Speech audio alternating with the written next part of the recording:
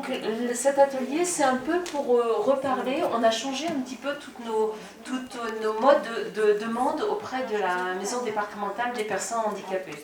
Donc c'est un peu pour vous présenter cette démarche, ce qui a changé, parce que quelque part, vous pouvez être concerné, mais vous pouvez aussi être concerné par des personnes de votre entourage ou des personnes que vous êtes amenés à rencontrer en tant qu'aidant, en tant que conseiller dans un point d'accueil, etc. Donc ça nous paraît important, on s'est dit que c'était intéressant de vous donner cette information et que vous puissiez également la relayer quand il fallait. Donc, alors c'est assez. Donc, on va vous présenter un petit peu ce formulaire, comment il est. C'est pour ça qu'on vous en a mis un à disposition. Ce sont des formulaires qui sont sur le site du Conseil départemental des Yvelines, sur le site de la MDPH des Yvelines. Donc, on peut les télécharger et bientôt, on pourra même les remplir. On peut même les. Si vous allez sur notre site de la MDPH des Yvelines, vous pouvez même le remplir en ligne. Hein. Simplement, après, il faudra l'éditer et pour l'instant, on est encore à une signature. On n'a pas encore de signature électronique. Donc, et nous l'envoyer. Donc là, on a un nouveau formulaire. En fait, jusqu'alors, on avait un ancien formulaire pour ceux qui ont connu ça, qui comprenait 8 pages et où la personne cochait ce qu'elle souhaitait. Par exemple, elle pouvait cocher qu'elle voulait une allocation, une reconnaissance travailleur handicapé, etc. Mais au fil du temps, les gens nous ont dit... cocher c'est bien, mais on ne sait pas vraiment ce à quoi on a droit. Donc c'est vrai que les gens nous demandaient beaucoup de choses, et sans savoir effectivement à quoi ça pouvait exactement correspondre. Donc là, l'idée du législateur en tout cas, c'était de revoir un petit peu tout ça, de se dire que plutôt que de demander à la personne de cocher l'allocation qu'elle voulait ou le droit qu'elle voulait, c'était plutôt que la personne, permettre à la personne d'exprimer quelle était sa situation, dans quelle situation elle était, par rapport à sa scolarité, par rapport à sa vie à domicile, par rapport à sa vie professionnelle, et à partir de là, nous dire quelles étaient ses attentes. Par exemple, je suis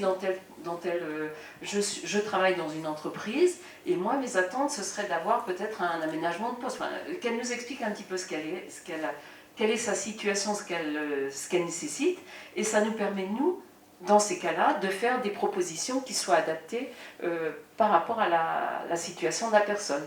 Et même si elle n'a pas exprimé tous ses besoins, si nous on voit dans l'évaluation, dans les éléments qu'elle nous a apportés, qu'elle a droit, par exemple, effectivement, elle a peut-être besoin d'un aménagement de son poste, mais on se rend compte qu'elle aurait des difficultés pour aller à son lieu de travail, on peut lui aussi également lui proposer d'autres droits. Hein. Donc ça nous permet, nous, une évaluation beaucoup plus globale. Alors, en revanche, ce qui était peut-être plus simple sur 8 pages où on cochait, c'est devenu un peu plus complexe puisque maintenant on passe sur 20 pages. Hein.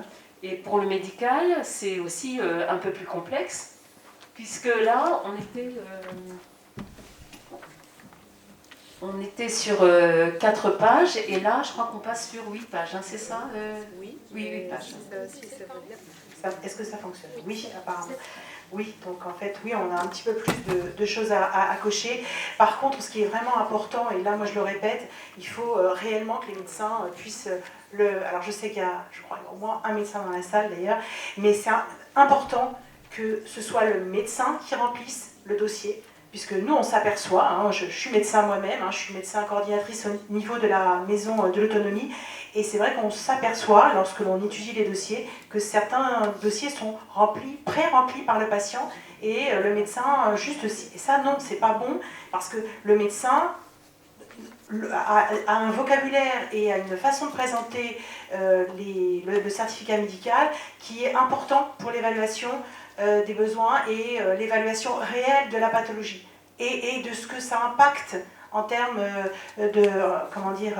médical, mais surtout après ce que l'on pourra lui apporter. Et puis nous, en tant que médecins, lorsque l'on a vraiment la description de la pathologie et des impacts, on peut, lorsque l'on est en commission, soutenir les dossiers. Parce qu'il faut comprendre que lorsqu'il y a une commission, il y a plusieurs métiers autour de la table, et c'est pas toujours évident d'exprimer, de faire valider les choses. Et des fois, en fait, ma façon de voir les choses et ma façon d'exprimer la pathologie va permettre à l'ensemble de la commission de bien prendre les bonnes décisions, en fait, et d'éviter que la personne qui est malade ou handicapée ait à faire comment dire, un recours ensuite. Donc voilà. Alors donc ce qui est important... Et ce qui est, ce qui est important à remplir, bien évidemment, c'est la pathologie, hein, c'est bien sûr, c'est quelle est la maladie principale qui vraiment entraîne le handicap et qui amène un handicap, qui amène une difficulté à la personne. C'est la maladie principale. Après, les autres maladies qui accompagnent, bien évidemment, vont être là pour expliquer les difficultés supplémentaires. Mais c'est vrai que c'est la pathologie principale qui est importante à noter. Donc là, alors, la partie, on va dire, il y a la partie médicale et le volet principal, enfin tout le parti dossier qui est à remplir, permet plutôt une auto-évaluation de ce qu'on ressent de sa situation. Hein. On va distinguer la partie qui permet à la personne d'exprimer ses besoins et ses attentes, de la partie qui est médicale, où le médecin, effectivement, explique ce qu'il va falloir prendre en compte. Donc ce que je vous propose, c'est qu'on va vous expliquer, Océane, alors, moi, je suis donc Véronique Bach, on ne s'est pas présentée. Je suis coordinatrice des équipes d'évaluation. Docteur Marine Vraiment-Marchesso, donc je suis médecin coordinatrice au niveau de la maison de l'autonomie. Alors, je suis arrivée tout récemment sur la maison de l'autonomie, puisque je suis arrivée en juillet, mais j'ai fait d'autres choses bien avant et qui correspondaient à ce type de travail. Et Océane Lebroc, référente insertion professionnelle également à la maison départementale de l'autonomie des Yvelines. Donc on va vous présenter en fait le nouveau formulaire de l'MDPH. Donc c'est un formulaire, comme vous voyez, qui fait 20 pages, avec 6 volets, qui est détachable en fonction de la nature de vos demandes.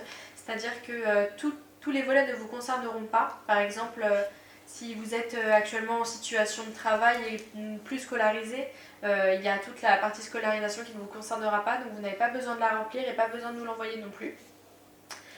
Tous les documents à joindre dans le formulaire sont notés, je ne sais pas si vous voyez bien, par un petit trombone de couleur. Vous pouvez regarder au sein des formulaires.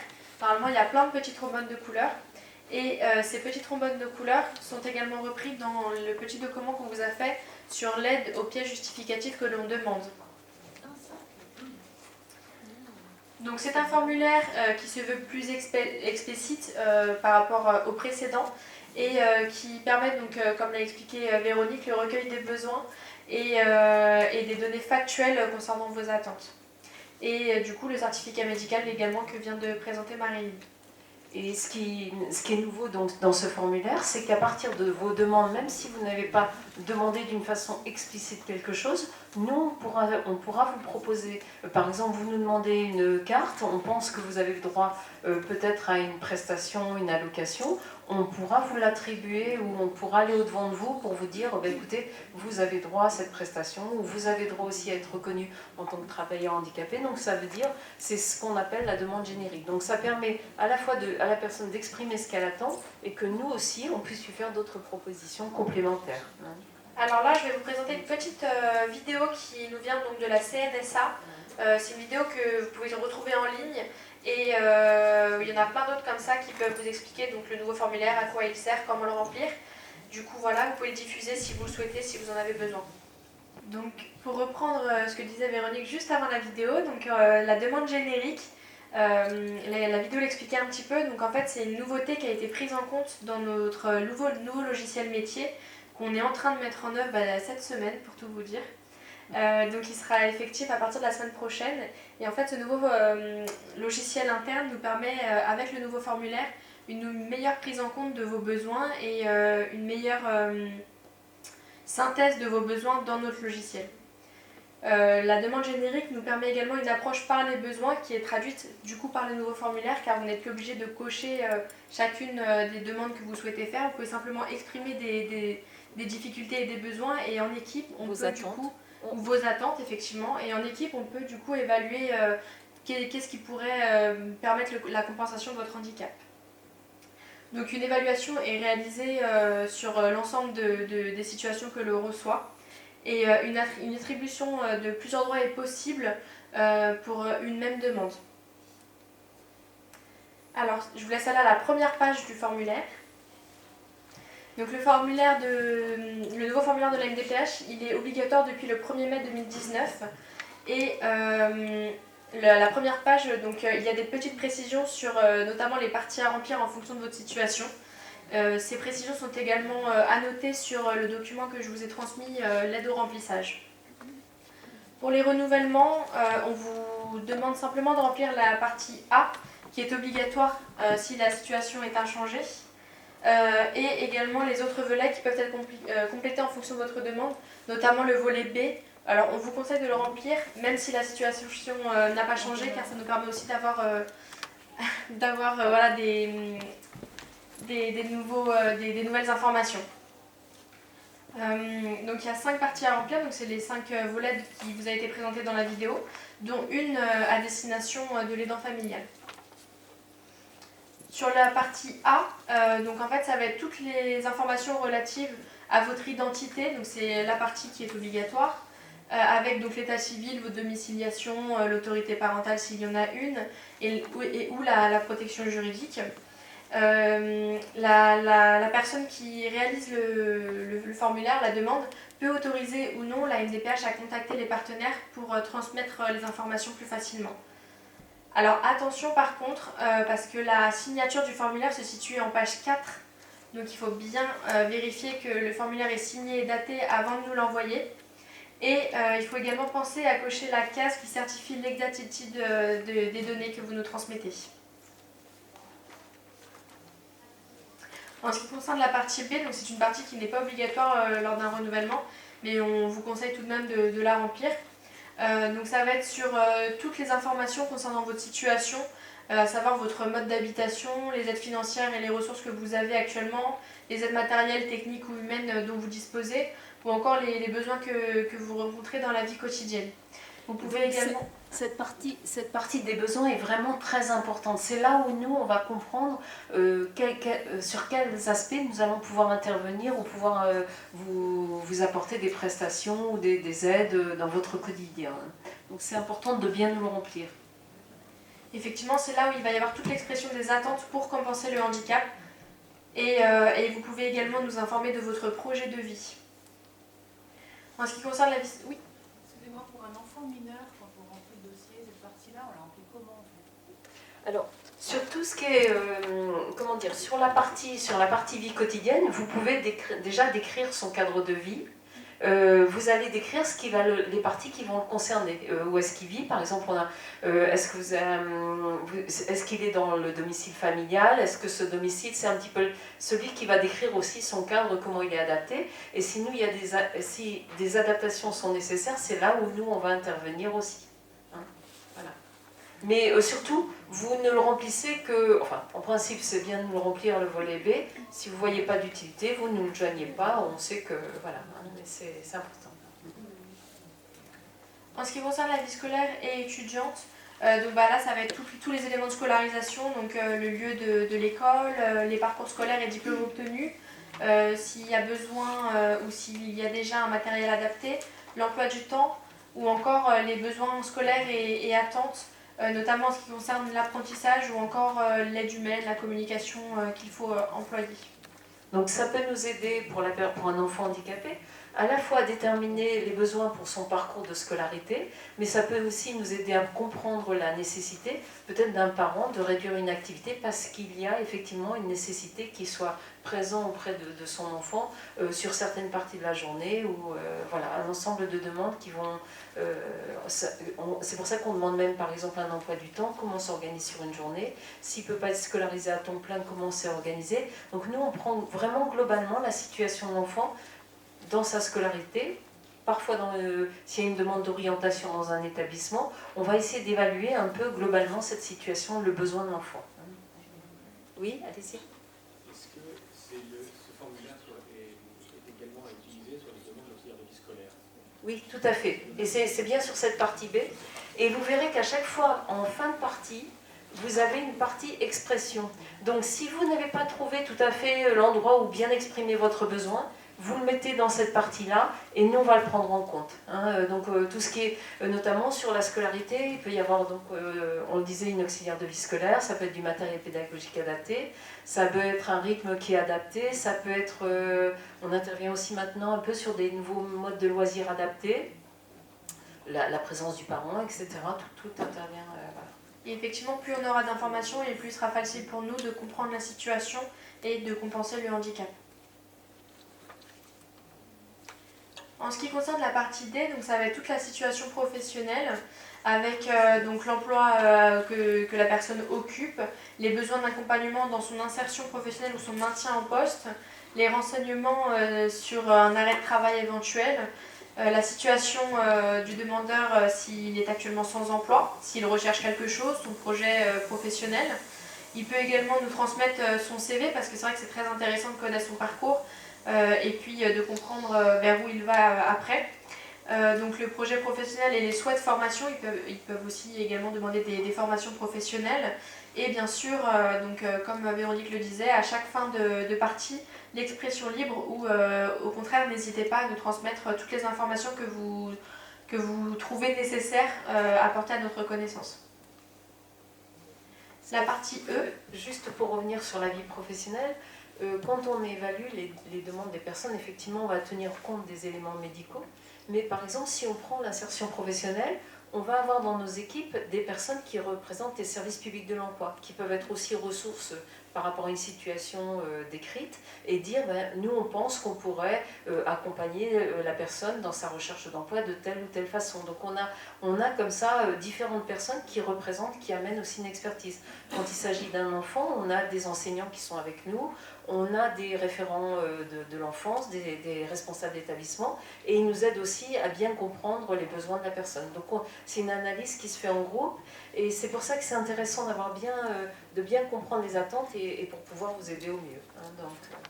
Voilà. Alors la partie E, ça va être l'expression des demandes de droits et prestations que vous souhaitez nous formuler. Donc en fait, ça va être des demandes explicites sur la vie quotidienne en fonction de l'âge, sur la vie scolaire ou encore la vie professionnelle et la formation. Si aucune demande n'est exprimée, aucune case n'est cochée, on va donc considérer que c'est une demande générique, comme expliqué précédemment. On va essayer donc de recueillir un maximum de besoins pour après essayer de trouver les meilleurs éléments de compensation. Alors, juste pour information, au niveau de la page 18, il y a un petit rappel sur la définition des bénéficiaires de l'obligation d'emploi. En fait, ça permet donc aux personnes qui sont bénéficiaires d'une RQTH pour l'insertion en milieu professionnel d'une reconnaissance de la qualité de travail handicapé. Tout à fait. Donc voilà, ça permet de bénéficier d'aménagement de poste, notamment dans le cadre d'un maintien en emploi. Et enfin la partie F, donc là ça va être sur la vie de l'aidant familial. Donc c'est un feuillet qui s'adresse exclusivement à l'aidant familial sur sa situation actuelle, les besoins qu'il rencontre et ses attentes. Donc on l'a vu par exemple dans la petite vidéo qu'on a visionnée avant, il y avait le monsieur demandait, disait moi j'aimerais bien avoir un petit temps de répit. Et bien c'est lui l'aidant familial au quotidien, il remplit ce volet F qu'il va signer et il va expliquer comment il aide la personne avec qui il est au quotidien. Donc l'aidant, c'est une partie, c'est nouveau, c'est une partie qui est réservée à l'aidant. Donc voilà, et à remplir s'il y a un aidant bien sûr. Mais l'aidant, ça peut être le parent, ça peut être, voilà, c'est la personne qui est habituellement avec. Alors là, c'est simplement un petit récapitulatif de tout ce qu'on vient de se dire, si vous souhaitez le prendre en photo ou voilà. C'est donc un formulaire qui est obligatoire pour rappel à compter donc, du 1er mai 2019, donc il est effectif actuellement. La personne n'est pas tenue de remplir l'ensemble du formulaire, simplement les parties qui la concernent, et elle nous envoie également les parties qui la concernent. Lors de la constitution de la première demande, on va demander d'avoir les parties A et B de remplies et selon vos situations, les parties suivantes. Lors d'un renouvellement, uniquement la partie A est obligatoire, même si on vous conseille fortement de remplir la partie B. Et si il y a un changement de situation, donc toujours pareil, la partie A, la partie B, et après vous remplissez en fonction de votre situation. Donc sont en ligne donc ce nouveau formulaire bien sûr et l'aide au remplissage que je vous ai transmis également avec le formulaire. Voilà. Donc alors ça paraît un peu compliqué, mais vraiment il est bien, les livrets sont bien séparés, donc il faut vraiment se référer à ses besoins. Donc toujours ce volet A consigne au bout des 4 pages, et après on se laisse guider, il vous explique bien ce qu'il faut faire au fur et à mesure. Donc voilà. Donc pour tout ça, c'est pour ça c'est important que vous ayez cette information, mais ce qu'il faut aussi savoir, c'est que nous avons sur le territoire des Yvelines 8 points d'accueil qui sont répartis sur le département, où vous pouvez aller remplir avec les personnes. Et là, par exemple, on avait une personne d'un CCAS qui nous expliquait qu'au Muro, vous aidez également à remplir ces formulaires. Donc c'est pour ça que c'est important que les personnes, il ne faut pas hésiter à nous appeler les pôles autonomie ou aller dans les CCAS. Oui, vous dites ? Comment on les trouve, les points d'accès ? Alors, vous allez sur le site du Conseil départemental des Yvelines, la MDPH des Yvelines, et vous avez, en fonction de votre commune, ils vont vous mettre le point de proximité le plus proche.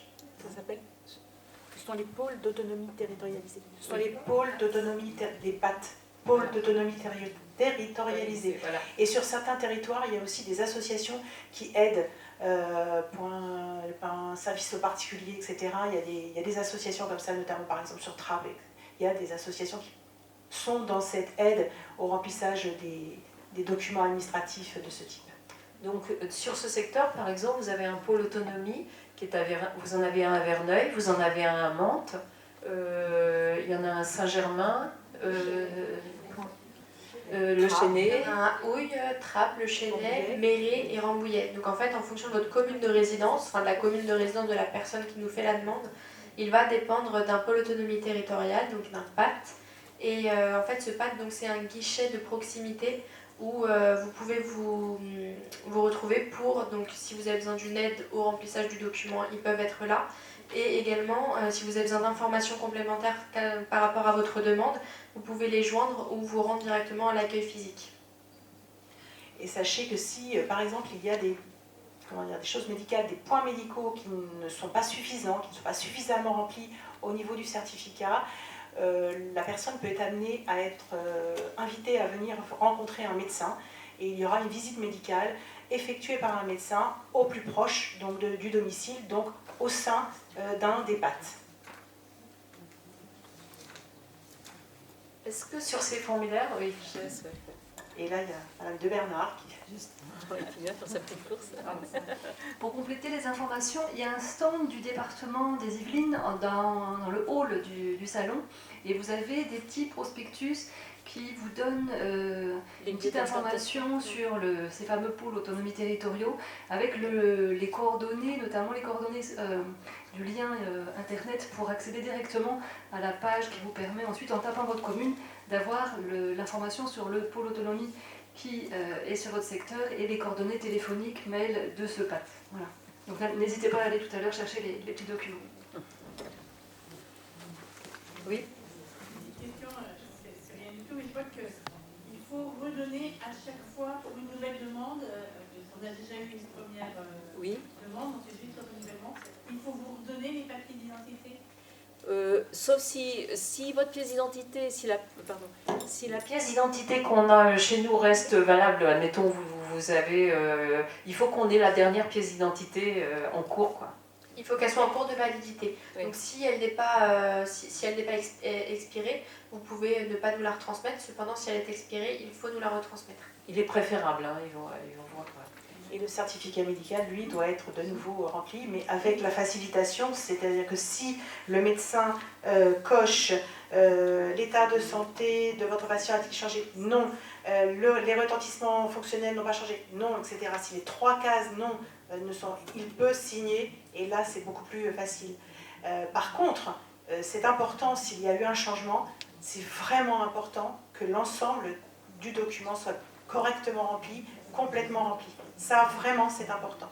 Alors, moi, je parle aussi au nom de mes confrères. Certains de mes confrères m'ont rapporté que des patients, alors souvent parce qu'ils hésitent, parce qu'ils ont peur, enfin je sais pas, parce qu'ils se disent « Mon Dieu, le médecin, ça va être compliqué pour lui, etc. » Du coup, donnent leur certificat un peu tardivement dans la consultation, ou bien n'a pas prévenu qu'il y allait avoir, lors de cette consultation, le remplissage de son certificat. Ça, c'est dommage, parce que du coup, le médecin ne peut pas remplir correctement tout le document de la façon la plus correcte possible.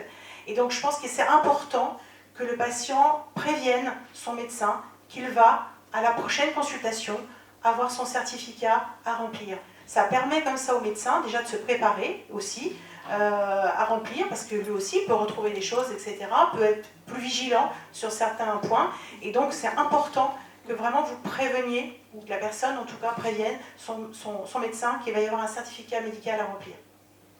Que se passe-t-il quand la personne coche la case qui rencontre des difficultés à faire remplir par le médecin? Il y a une case, là j'ai rencontré des difficultés pour faire remplir mon certificat. Eh bien, comme ça, on en tient compte, hein. On sait que c'est pas de votre fait, et puis on va essayer de voir s'il nous manque des renseignements. C'est peut-être dans ces cas-là, on va demander au médecin ou une personne de chez nous de vous rencontrer. Voilà. Et si en plus, dans le petit encart, on vous donne le numéro du médecin, le nom du médecin, vous pouvez prendre attache avec lui directement? Si vous nous l'autorisez. Voilà. Sinon, on n'ira pas le voir. En fait, on ne contacte les médecins que lorsque la personne a marqué qu'en effet, il souhaitait qu'on le contacte, en fait, hein, bien évidemment. Puisqu'on est quand même dans un contexte, là aussi, de partage de données personnelles, donc c'est important. Et c'est comment dire, certains médecins aussi auront des difficultés à remplir ce certificat. Comment dire,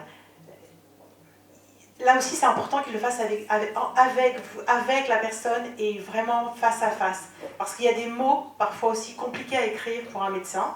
Il y a des mots que la personne en face n'acceptera peut-être pas que ça soit écrit.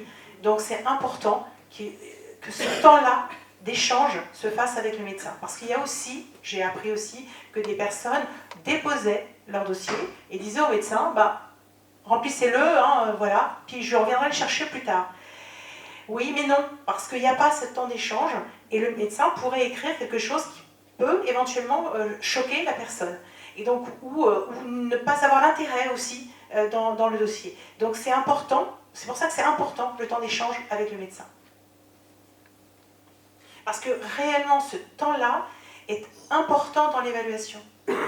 C'est pas toujours compris non plus que c'est vraiment très important d'avoir certains éléments qui nous permettent de mieux, on le voit lors des échanges dans les commissions, ça permet justement de mieux comprendre, de mieux définir entièrement la situation. Oui. J'ai posé une question vraiment bête. Il existe un guide qu'on pourrait donner au médecin pour remplir cette assiette. Je ne sais pas, je pose la question parce que vous dites que c'est hyper important, mais c'est dans un autre sens.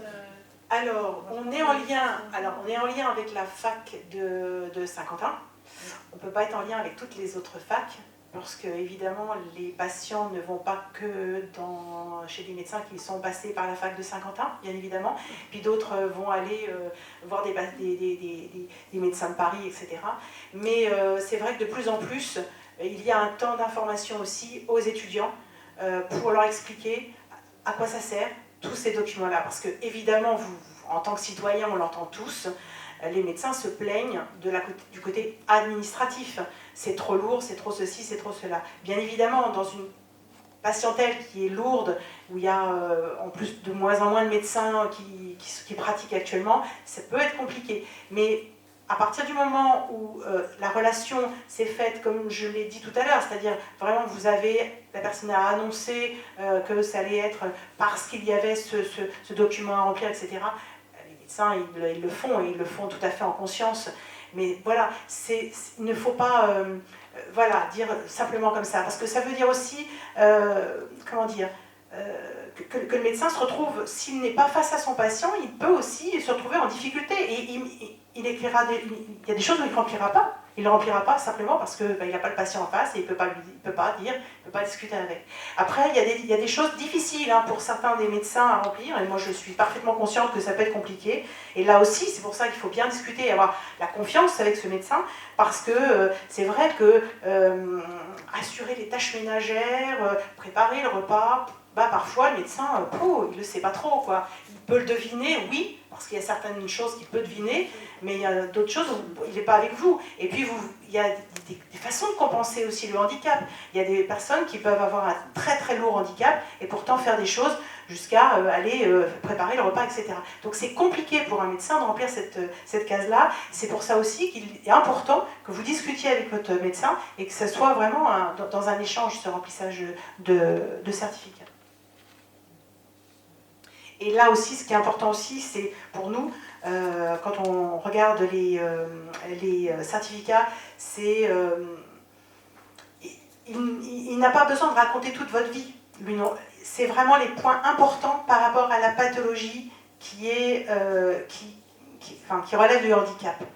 Parce que parfois, là aussi, on voit, on voit des fois trop de choses.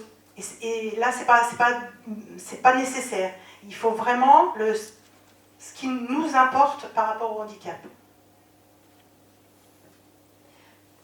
Est-ce que vous avez d'autres questions sur le dossier? Oui. J'ai une question sur la transmission. J'ai du mal à comprendre pourquoi on ne peut pas vous l'envoyer par mail si on scanne toutes les feuilles. Alors, parce que pour l'instant, la signature électronique n'est pas encore reconnue. Bientôt, ça va se faire. On aura un portail unique. On pourra remplir et effectivement, mais il nous faut les originaux. On reçoit les originaux. Tout est, tout est scanné hein, chez nous. On a une adresse unique qui est à Buc, et c'est eux qui vont nous le redispatcher après ça va arriver dans les 48 heures dans les différents pôles autonomie territoriaux. Donc ça nous arrive directement. En revanche, on a une partie d'envoi par mail pour les partenaires. Ça existe. Mais bientôt, on va avoir un portail quand même qui sera un peu plus moderne. Hein. C'est aussi une première phase. Et ce qu'il faut savoir, c'est que une partie de ces éléments, par exemple, si on attribue une allocation, vont être à compter de décembre, vont être envoyés directement, ça va être télétransmis directement aux caisses d'allocation familiale s'il y a des mises en paiement, etc., etc. Donc pour l'instant, ils ont encore besoin de nos originaux, mais bon, après, ça va évoluer. On aura un portail, en tout cas, très prochainement, dans pas trop longtemps, où vous pourrez envoyer justement vos documents, et voilà. En tout cas, là, le formulaire, il est quand même modifiable. Il est en PDF sur Internet, mais c'est un PDF qu'on peut modifier et remplir sur Internet. Même si on ne peut pas l'envoyer, il est déjà un petit peu accessible sur Internet.